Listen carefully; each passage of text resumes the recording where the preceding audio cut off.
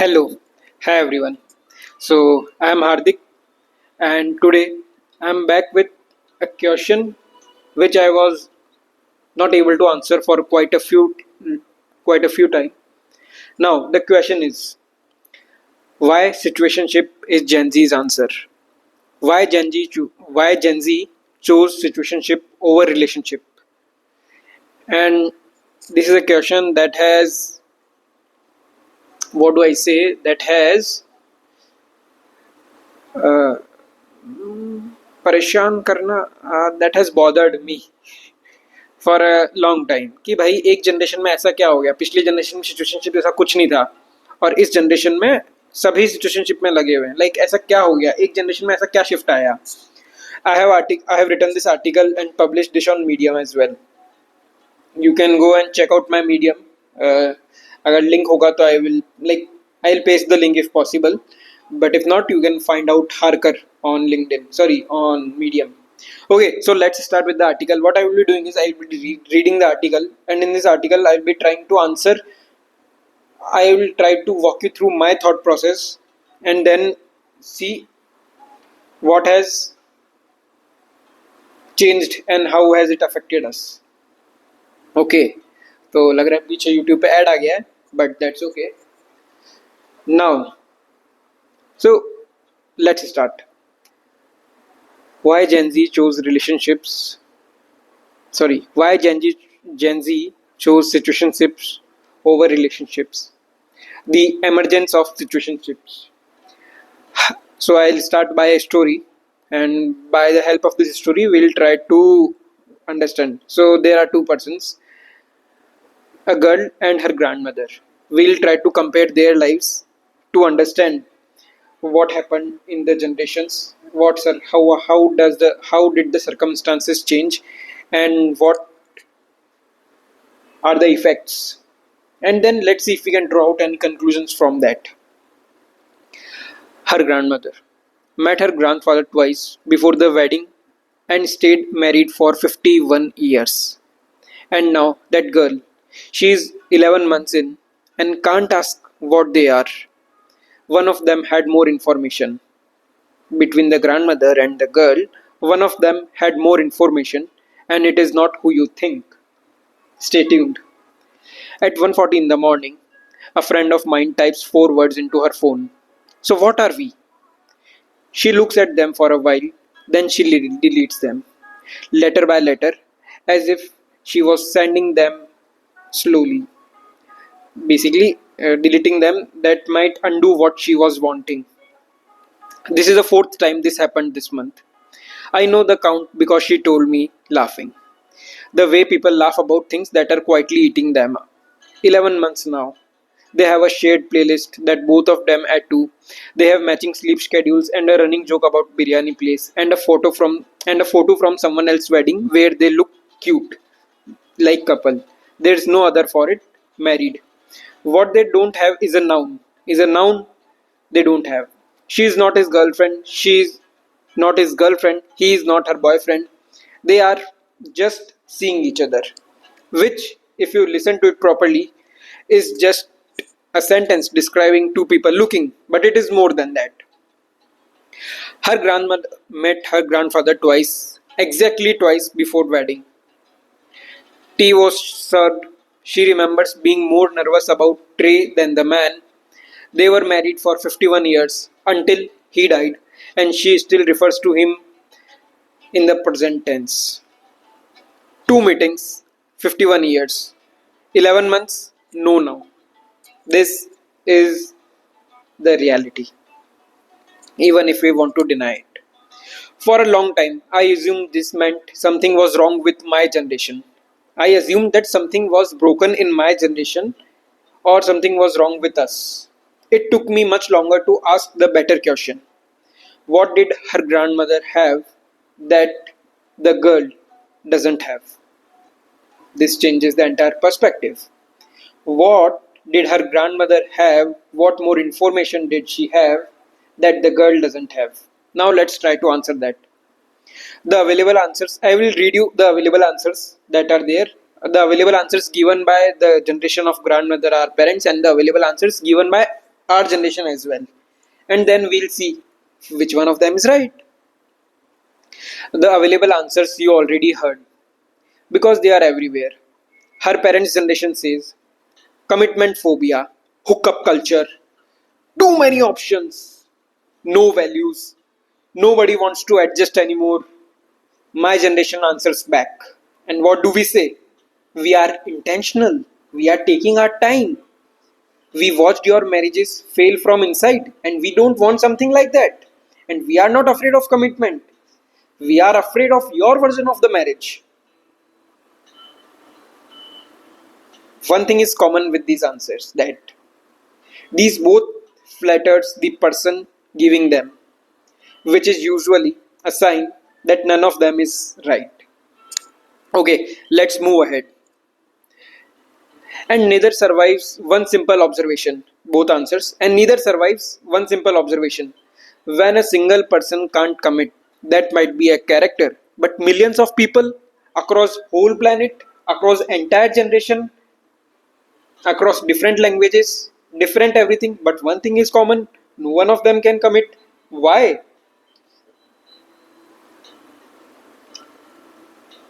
Same ambiguity, same deleted texts, same 11 months of almost. That is not a coincidence of personal feelings. That is not coincidence of personal feelings. That is people responding to conditions. The interesting question is never what's wrong with them. It's what has changed from what was before to what is now. It is the right question is not what is wrong with us or what is wrong with them. The right question is what has changed from their time to our time. So let us understand that. Now, start with the grandmother because she is the real puzzle. Ask her generation for their rule about marriage and it comes out in one practiced breath. In one practiced breath. Lock it down. Lock the marriage down. A good match won't wait. Don't wait. Don't overthink. Overthinking is how you good. Overthinking is how you lose good families. क्या है कि जल्दी चट मंगनी पट ब्याह late करोगे तो शादी बिगड़ेगी. It's tempting to hear the courage in that. It's really tempting to hear the courage in that. She committed her life on two meetings. Surely that took bravery we have lost. But press her on how she decided, and the answer is disarming. She didn't really. It was decided around her, and she stepped into it the way you step into the weather, the way you step out of your house. This is how she stepped into the marriage. She wasn't braver than you. She had less options than you. She wasn't braver than her granddaughter. She was following a protocol, and the protocol always exists for a reason. You just have to dig for it. To find the reason, you have to understand what marriage actually was from the ancient times, from the historical times, from for most of human history. Not what it felt like, but what it did. Important questions. What was marriage and why did we marry? Why did humans marry? What was the reasons behind it? Now, let's explore that question. A marriage was the largest economic transaction of an ordinary life. It merged lands, it merged labor, it created alliances between families, the way treaties create alliances between countries. And it was the only pension plan and insurance policy most people would ever hold in their life. The historian Stephanie Coons, Stephanie Coons, who spent a career on this, puts it plainly. What does what does that historian have to say? Marrying for love is only about 2 centuries old. Marrying for love is only about 200 years old, and we are existing on this planet for almost 2 lakh years. So, now let's see what happened, what changed. Now, and when the idea first spread, respectable people, like when the idea of love marriage first spread, then what happened? The respectable people considered it reckless. You would be anchoring the most important institution in human society to the least stable human emotion. Hear me out again. You would be anchoring the most stable institution based on the most based on the most reckless and least stable human emotion. It is reckless. This is what they said. So if marriage was merger, who did the due diligence? Not the bride, not the groom, the committee. Families who had known families for 3 generations. Neighbors who remembered how the boy's father behaved when the crops failed. Aunts who knew which household shouted and which one starved quietly. That committee was a credit report, a background check, and a character reference, compiled over decades. Cross verified, unfakeable. Very important thing, unfakeable. The pool it drew from was small, maybe 10 genuinely viable candidates, but every one of them came pre vetted by the people whose only loyalty was you. So basically, the society chose 15 to 20 people for you, and they were loyal to you, they wanted good for you. Okay, I do question that, but let's assume that. Okay, now, and scarcity supplied the deadline. Hesitated, and the match went to someone else's daughter by Diwali. Very simple. Now reread the grandmother 2 meetings. She wasn't gambling on a stranger. By the time she poured the tea, the wedding was already over, done by dozens of people across 3 decades. The 2 meetings weren't the beginning of her due diligence. The 2 meetings were not the beginning of her due diligence. They were the end of it. Fast commitment under scarce verified options isn't bravery, it's arithmetic, it's simple math. Fast commitment under verified options is not bravery, it is simple logical maths, simple rational thinking. Now, what changed after just a single generation? Let's try to find out that. Okay, then inside a single generation, both pillars fail. Both pil- Inside a single generation, both pillars fell. Economic independence killed the merger. She doesn't need his hand. She has her salary. And the apps killed the scarcity. Why would anyone rush when the pool is bottomless? Okay, two things. She doesn't need the money, so there is no merger. Now there is no scarcity, so why would you rush? You will take your time. Now, which produced an inversion so neat, which produced an inversion so neat that it reads like a design flaw. The old system was minimum choice, maximum information. Mm, Understand this, read this again, or hear this again. The old system was minimum choice, maximum information, and the new system is maximum choice and minimum information. How fucking insane. In just a generation, these flipped. And now this explains everything. 10,000 candidates, nothing known. A profile is not 3 generations of neighbors. A bio is a press release. 6 photographs. That too are chosen by the defendant. We inherited the committee's job. Filter the strangers, verify the character, close the deal with none of the committee's knowledge, none of its manpower, and none of its deadline. So, very important thing, there was a deadline. Now we don't even have a deadline. So, look again at my friends' 11 months, because under this light, they stop looking like dumb people, they stop looking like limbo. They are vetting process. They are in vetting process. She is doing by hand at midnight and alone the work that used to employ a dozen of people across different decades. Does he panic under pressure? The questions she is trying to answer are: does he panic under pressure? What does he do when he is wrong? How does he treat waiters? What happens to his voice when his mother calls? The situationship isn't a failure to commitment. It's a one woman background check with no staff, no records, and no closing date. The entire committee's job has been transferred to a single person. And that's the last piece, the missing deadline, which I told you. The old world forced the question. The pool was draining. The ants were waiting. The offer expired. The new world never forces anything. The market never closes. So nobody has to leave. So everyone stays. Auditioning, being audition, keeping one foot in the current thing and one eye on the feed, waiting to feel a certainty that the old system used to manufacture and the new one simply doesn't sell. Rewind this and hear this paragraph again. Now, after this, what has happened?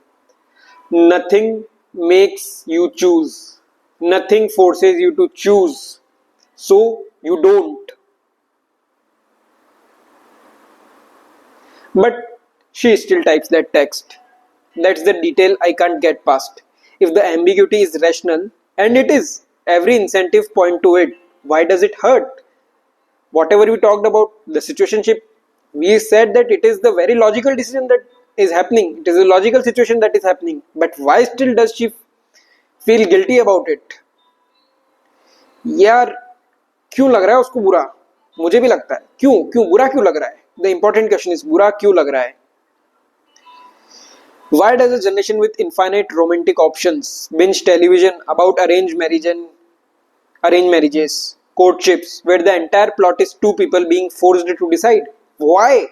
क्यों हमारी generation को ऐसा बुरा लग रहा है? Why do we corner old couples at anniversaries and ask, how did you know she was the one or he was the one? Why do we do that? A question that they can never answer, even if they try to. Because the truth is, they don't know. The knowing was done for them by a machine, by a process so old that it doesn't even feel like it existed, and no one ever heard that machine running. The wanting she feels at 1:40 a.m. is older than the phone in her hand. Whatever in us pairs and bonds was calibrated from a small pool. For one solid option arriving with references, for a decision that came with a deadline, for the enormous belief or relief of for the so basically हमें अच्छा हम बोलेंगे नहीं but actually जब हमारे पास choices नहीं होती ना तो इट इज बेटर आप चूज करने में आसानी होती है जब आपके पास चॉइसेस कम होती है एंड अगर कुछ गलत हो जाए तो आप दूसरों को ब्लेम भी कर सकते हो we didn't stop wanting commitment we lost the machinery that made commitment happen to us very important do we not want commitment किसको नहीं चाहिए मुझे चाहिए आपको चाहिए होगा आई थिंक सबको चाहिए होता है everyone wants commitment but we lost the machinery that made us commit that made commitment happen to us and nobody has yet written the manual for making it on purpose. How do you make commitment happen on purpose? Wow. She isn't weak for wanting the noun, the tag that we call, the label that we want to give. She is running very old software in a market that never closes. This is where I am supposed to say that the old generation was better, and I won't. Because it wasn't better. Nobody's grandmother got to leave. The same committee that vetted so carefully also sentenced millions of people were merged into marriages that were prisons with ceremonies. Marriages, the old committee, the old system forced marriages that were prisons with ceremonies. And 51 years we romanticized, including untold years that were simply endured. Because endurance was the only door. When elders mourn the old certainty, they are usually mourning it from winning side of a lottery. Winning size of a lottery. The couples the machines matched badly didn't. The couples the machines matchly The couples that the machine matched badly, basically जिन लोगों का रिश्ता गलत choose किया गया था, they didn't get any anniversaries, they got life sentences, and the villages called it adjustment. Life sentences were were named adjustments, and this is something that is undigestible about the old system. That's why I say old system was not better. Now, is the new system better? Well, preferably I don't know, but it's the only one we have. Now,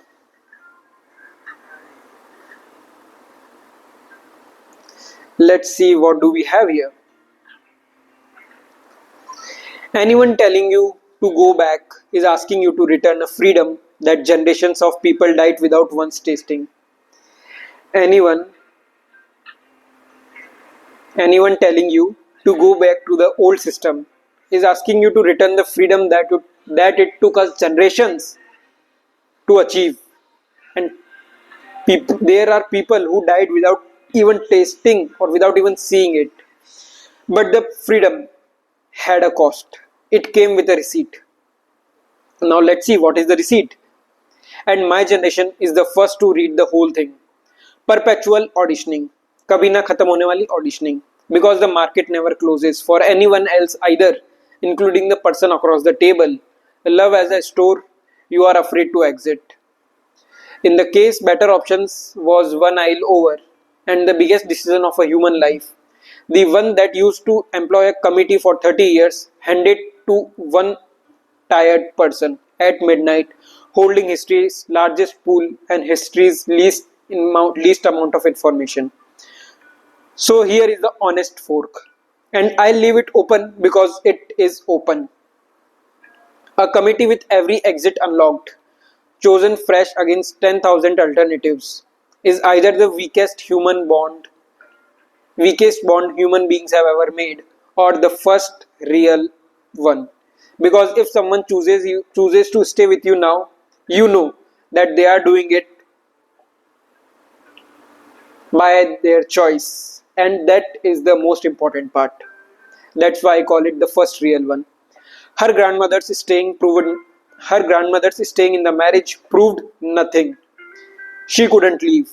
If my friend someone if my friend someone ever stays through the boring stretch, the bad year, the hospital corridor, it will have been chosen deliberately. The decision would be made by the person staying there against everything. When every exit is unlocked and someone chooses to stay with you, that's when you know they are real. No generation before us have ever gotten to find out whether people do it or not. Grandma never got to find out, but our generation will. Sometime tonight, around 1:40, she will probably type the four words again. What are we? Question mark. Maybe this time she'll send them. I have stopped predicting. The software is the old, but the market is new. Software means the need for wanting the commitment. The market, the current scenario. And no one has ever run this experiment before. We are the first generation to run this experiment. And choosing a person, it turns out, is only the first door. There is a version of the same midnight question for everything now. What do we do? Where to live? Who to be? A whole corridor of doors, options all unlocked and open all at once. And my friends, that is the topic, that is the question that I will try to answer next. So, thank you, thank you for listening, and I really hope you found something insightful from this. Let's see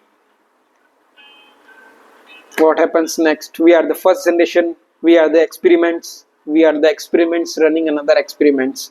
So I hope you were able to understand why situationships are Gen Z's answer and why did they emerge in our situation. Thank you so much. Have a great day. Bye bye. See you soon.